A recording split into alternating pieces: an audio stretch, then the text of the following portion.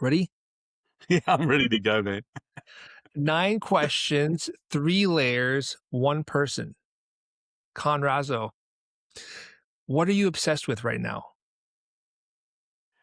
I've always been obsessed with how, I mean, as a business, I guess, how we get closer to getting a better deal for artists. Now, I know that sounds cliche, but it's really around how do we provide the technology that gives the artist a better deal, right? And everything we do tends to be around that. Sometimes it looks like it's driven by other objectives, but at its heart, it's really about how does this become sustainable for artists in the industry? And that's really, I guess, my obsession from a professional point of view. From a family point of view, I would say it's just family. It's always family, right? In terms of that, and I try to balance those two out a bit. Awesome. What's something people assume about you that's completely wrong?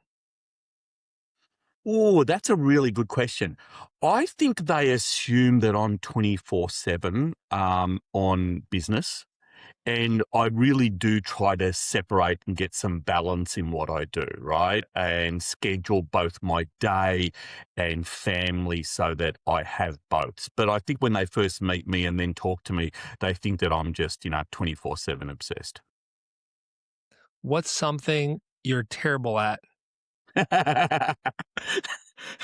Being in time. I am hopeless of being in time. Oh gosh, everyone just ribs me for it. They say you're in the music industry and your sense of time is so bad, right? Yeah, it is one of those funny ones, right? But I do get ribbed about that a lot. Fantastic. 2 more. What's a song you wish you'd written?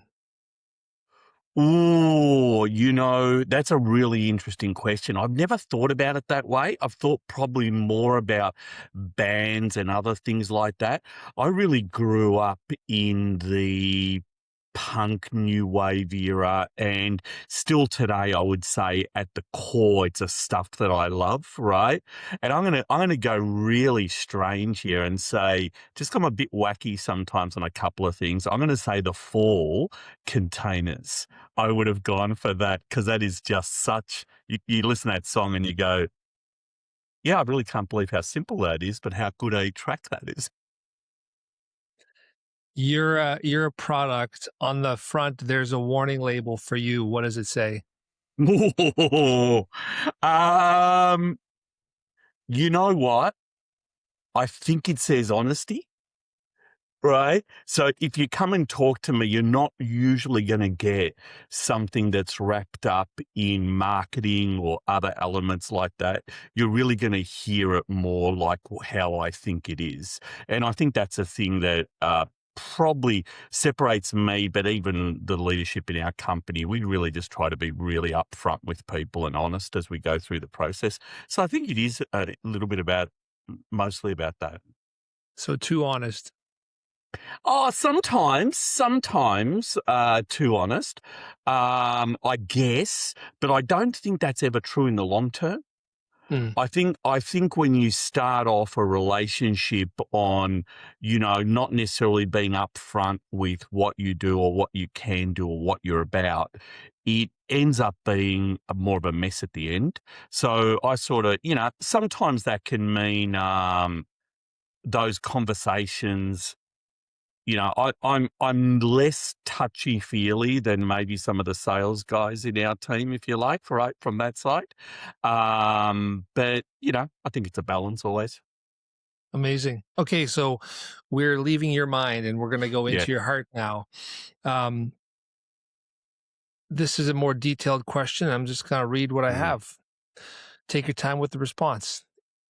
You have decades of experience working closely with the music industry, including across the full life cycle of streaming and music powered products. There's touches on music supply chain and metadata and rights management, catalog delivery, distribution infrastructure, fraud prevention, monetization strategies. Now, for a while, you've been applying AI to the mix. So, how do you feel the future looks for artist rights and a potential shift away from the top down industry of old to a more community driven by and for the artist approach? Really, really interesting question. I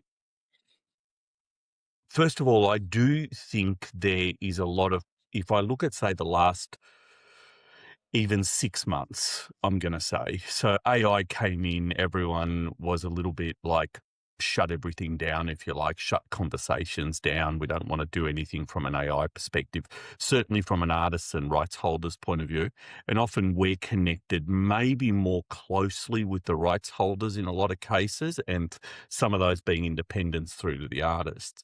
Um, but I'd say the last 6 months, there's certainly been a shift, and there's been a shift in looking at how something sustainable can be built, right? And we've certainly seen, we can't talk about the examples just yet because they're not in market yet, but we've seen licensed models now of AI services that use AI that are correctly licensed for both training and inference, but they also seek to protect the rights of an artist. And usually that's because they keep them within a walled garden or other elements like that within allowing people to experiment. So I do I do think that that shift, while it bodes really well for the industry, I guess the bit that I'm still not sure about is your second comment about being bottom up. Mm, And I do think it's still following a little bit of a top down approach in that process. And I think that's a really interesting question of how artists are able to assert their rights more clearly for services. Now, having said everything I've said, with the services that we're powering, artists do have the ability to assert their rights, so they can actually remove themselves from training elements and things like that. I guess being really, again, that honest bit, I don't sit on the other side of the fence inside of labels such as majors and understand how those decisions are made, if they're truly mhm. made by the artists or if they're made by levels of management, right? And I think it would be great to get more transparency on how the artists are part of that decision process. Or are we really separating it and saying, no, we have independents here with very, very independent rights and another group here that don't have the same set of rights, and they give that away basically for perhaps security and some other elements there.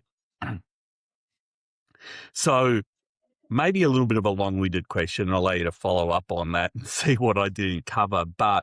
Um, but compared to where I thought it was 12 months ago, 12 months ago, we were very much sitting on our hands and see where AI is playing out because there's too many different voices. Mm. And today, I think they're becoming slowly more unified behind something that works. So, even for us, just to be able to power these things, we've recently had to sort of think, how do we move from really 10 billion sets of rights that we manage at the moment, and now we're managing about 100 billion sets of rights because we're managing all the rights that actually connect to potentially AI training, AI inference, and other elements like that for different sorts of services that require different sorts of rights. And I think that's the real interesting piece, and certainly excites me. I always get excited about ideas, right? And about new ground. And a lot of this that we're working through at the moment with lots of different people, whether it's clients who are going to have a music service or whether it's with rights holders, is saying, well, no one's ever done this before. How do we actually think about this in this way? And I mean, nothing gets me more excited than that. You know what I mean? When you're actually thinking, okay, this is a real opportunity to shape something in here. So I'm positive about it, but with a little bit of caution to say it still has the opportunity for an artist to potentially get sidelined in this process.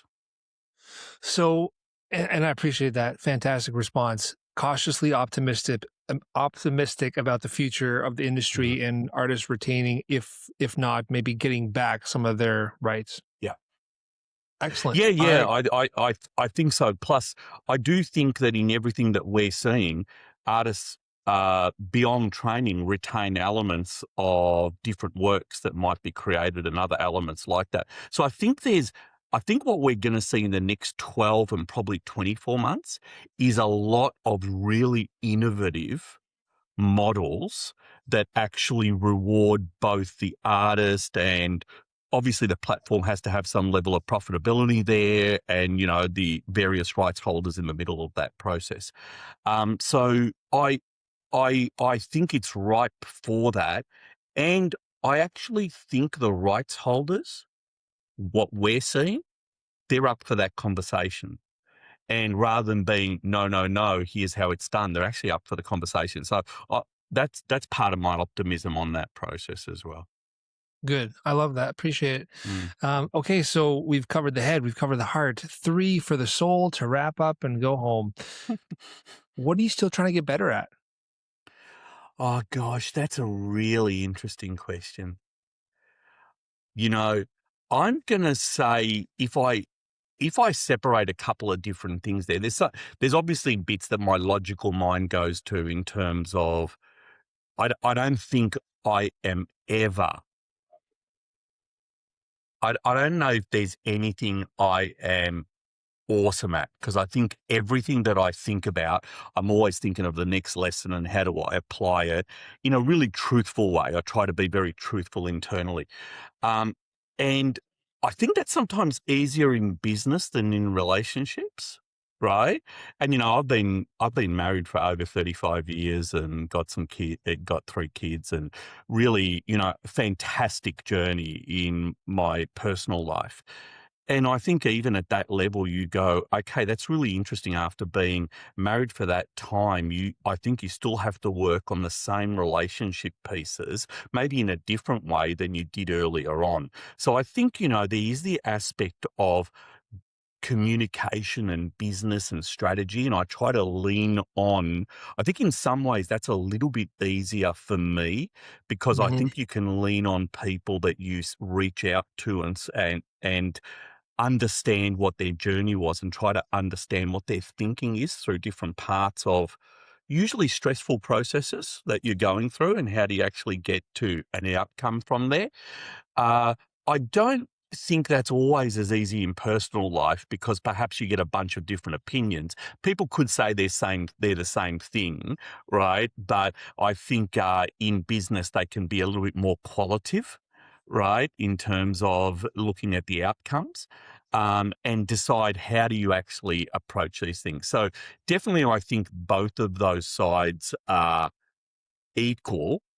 I think I'm probably, maybe like a lot of people, have to make sure that I'm focused on putting more effort on the personal stuff, because sometimes it's easy to, you know, let that go a little bit more so. But I do think if you can't think clearly during the day with a really good back of mind process, it just for me is always muddier. That's my personal journey, right? And I always Mm. find that, it's easier when you're able to uh, have a really good balanced process in your personal life, and then you can approach business more as um, business.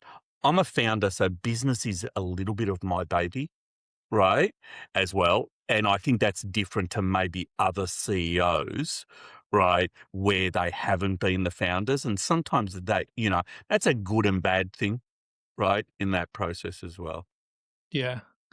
Um, what do you know now that you wish you'd known sooner? That it all eventually works out. Right? I, honestly, I look at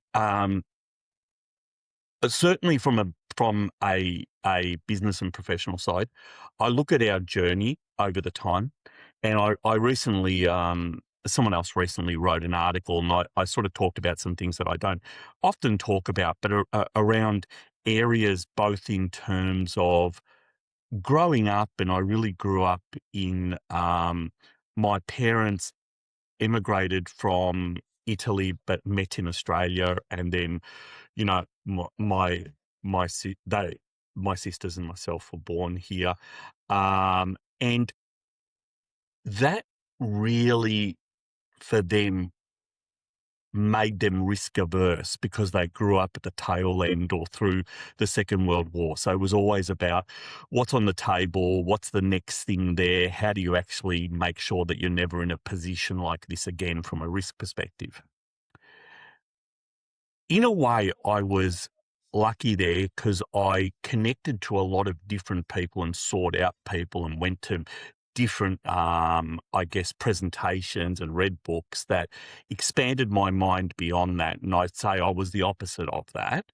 Although when I look at some other people who are really risk averse, I would say I was only maybe a 4 out of 10, right, on there, whereas they were a 0. So I think there's two elements. I think I'd probably take more risk.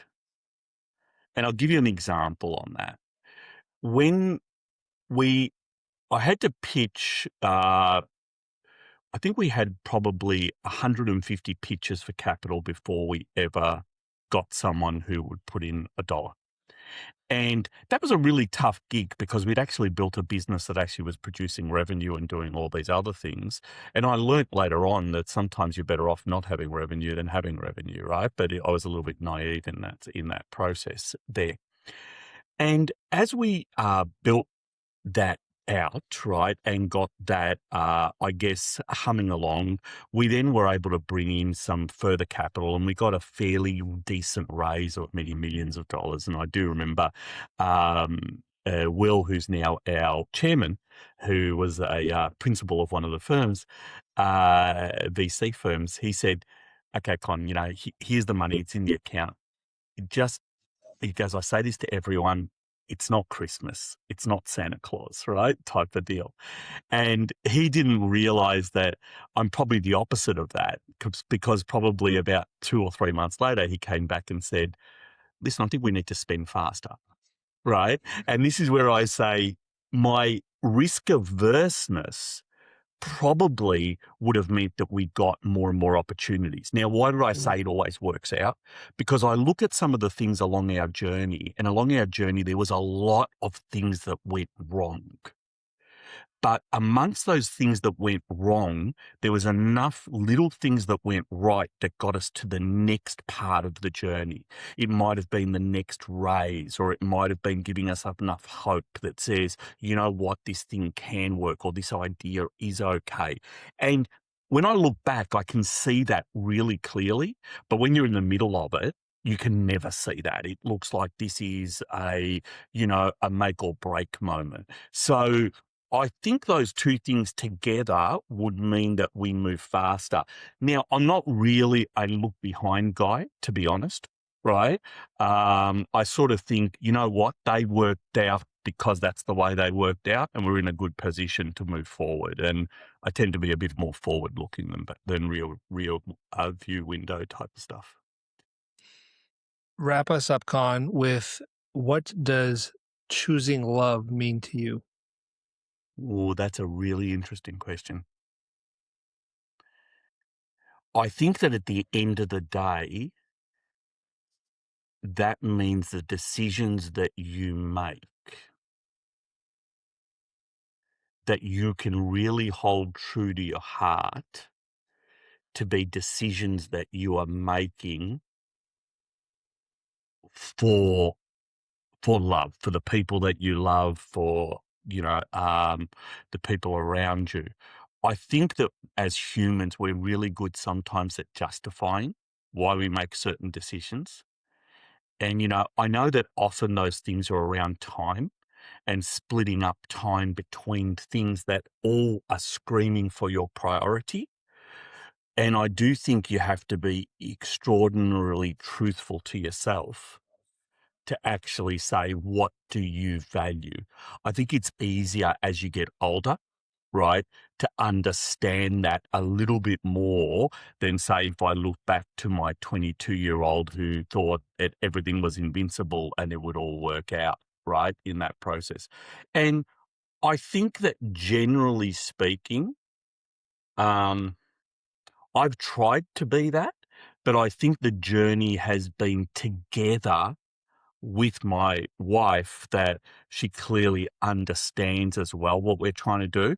I think if you're in different directions, I think it's a really difficult process to do. So often it is actually thinking and talking and working in that togetherness to understand what you want to do next, right? As a couple and as a team and as a family and all those things. So, you know, we carve out a lot of time. We've got a great road trip, but my kids these days are all, in their basically from early to late 20s, right, type of deal. And, we've got a big road trip coming up with a few other people in New Zealand and with motorhomes and a few other things. And it was fantastic because, we talked about it and they're just all in. Right. They just all want to come in and have fun on that process. And that doesn't happen by accident, right? You Mhm. have to invest time over the years, and you have to be really thoughtful to actually create great opportunity for people to communicate. Sure, it's also some fun experiences, but I think it's also um, that environment that you actually create as a family and as a couple.